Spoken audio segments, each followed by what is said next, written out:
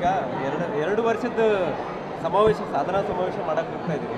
BJP ಇದಕ್ಕೆ ಸಾಕಷ್ಟು ವಿರೋಧ ವ್ಯಕ್ತ ಮಾಡ್ತಾರಲ್ಲ ಮಾಡೋರಿ. ನಮ್ಮ ಸಾಧನೆ ಹೇಳ್ತಾ ಇದೀವಿ ರೀ, ಅವ್ರ ಸಾಧನೆ ಹೇಳ್ತಾ ಇಲ್ಲ. ನಾವು ನಮ್ಮ ಸರ್ಕಾರದ ಸಾಧನೆ ಹೇಳ್ತಾ ಇದೀವಿ. ನಾವು ಅವ್ರಿಗೇನು ಸಮಸ್ಯೆ, ನಮ್ಮ ಸರ್ಕಾರ ಸಾಧನೆ ನಾವು ಮಾಡ್ತಾ ಇದ್ದೀವಿ. ಅವರು ಮಾಡಲಿ, ಅವ್ರು ಯಾರು ಬಿಡೋದ್ರು.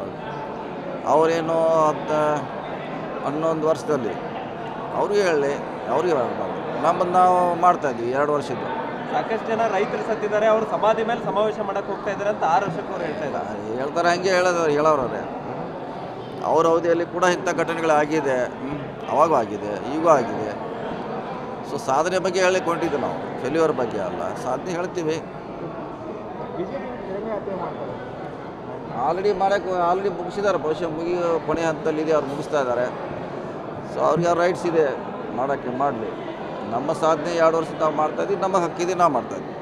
ಸರ್, ಈಗ 2 ವರ್ಷ ಎಲೆಕ್ಷನ್ ಮುಗಿದ ತಕ್ಷಣ ಗ್ಯಾರಂಟಿಗಳು ಬಂದಾಗ್ತಾವೆ ಅನ್ನುವಂಥದ್ದು ಚರ್ಚೆಗಳಿದ್ವು. ಕಳೆದ 2 ವರ್ಷದಿಂದ ಮುನ್ನಡೆಸ್ಕೊಂಡು ಬರ್ತಾ ಇದ್ದೀರಿ. ಸೊ ಇವೆಲ್ಲವೂ ಕೂಡ ಸಾಧನಾ ಸಮಾವೇಶದಲ್ಲಿ ಇದ್ದೇ ಆಗ್ತದೆ. BJP ಅವರು ಡೇ 1 ಹೇಳ್ತಾರೆ ಗ್ಯಾರಂಟಿಗಳನ್ನು ಬಂದ್ ಮಾಡ್ತಾರೆ ಅಂತ. 2 ವರ್ಷದಿಂದ ನಡೀತಾನೆ ಇದೆ, ಇನ್ನು 3 ವರ್ಷ ನಡೀತಾನೆ ಇರ್ತದೆ. ಸೊ ನಡೀತಾನೆ ಇರುತ್ತೆ, ಆರೋಪಂತಿ ಮಾಡೇ ಮಾಡ್ತಾರೆ ಅವರು.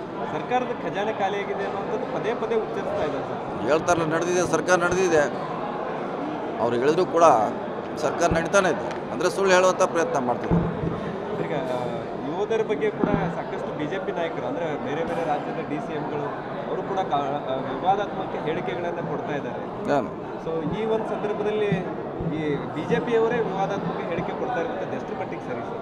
ನೋಡ್ಬೇಕ್ರಿ, ನಾವು ಅವ್ರನ್ನೇ ಕೇಳಬೇಕಲ್ಲ, ಯಾಕೆ ಕೇಳಿದ್ದಾರೆ, ಏನು ಕಾರಣ ಅಂತ. ಈಗ ಅವರೇ ಹೇಳಬೇಕು, ಅದಕ್ಕೆ ನಾವು ಹೇಳಲಿಕ್ಕಾಗಲ್ಲ. ಸೈನಿಕರ ಬಗ್ಗೆ ಎಲ್ಲರೂ ವಿಶ್ವಾಸ ಇಡಬೇಕು, ಅವರೇ ನಮ್ಮ ಆಸ್ತಿ. ಮೊನ್ನೆ ಕೊತ್ತೂರು ಮಂಜುನಾಥ್ ಅವರು ಕೂಡ 4 ಫ್ಲೈಟ್ಗಳನ್ನು ಹಾರಿಸಿಬಿಟ್ರೆ ಏನು ಮಾಡಿಲ್ಲ ಅನ್ನುವಂಥ ನಿಟ್ಟಿನಲ್ಲಿ ವ್ಯಂಗ್ಯವಾಗಿ ಮಾತಾಡುವಂಥದ್ದು. ಅದು ಅವರ ವೈಯಕ್ತಿಕ ಅಭಿಪ್ರಾಯ, ಸರ್ಕಾರದ ಅಭಿಪ್ರಾಯ ಅಲ್ಲ, ಅದವರ ವೈಯಕ್ತಿಕ ಅಭಿಪ್ರಾಯ. ನೀವು ಮೊದಲಿಂದನೂ ಹೇಳ್ಕೊಂಡು ಬರ್ತಾ ಇದ್ರಿ, ದೇಶದ ವಿಚಾರ ಬಂದಾಗ ಎಲ್ಲರೂ ಒಂದೇ ಕೂಡ ಒಂದಾಗಿರ್ಬೇಕು, ಒಂದಾಗಿರ್ಬೇಕಂತಿದ್ವಿ. ಅದನ್ನು ನಾವು ಒಂದಾಗಿ ಅಂತ ಈಗಾಗಲೇ ಸಂದೇಶ ಕಳಿಸಿದ್ದೀವಿ. ಸೊ ನಮ್ಮ ಪಕ್ಷ ಕೇಂದ್ರ ಸರ್ಕಾರ ಜೊತೆ ಇದೆ.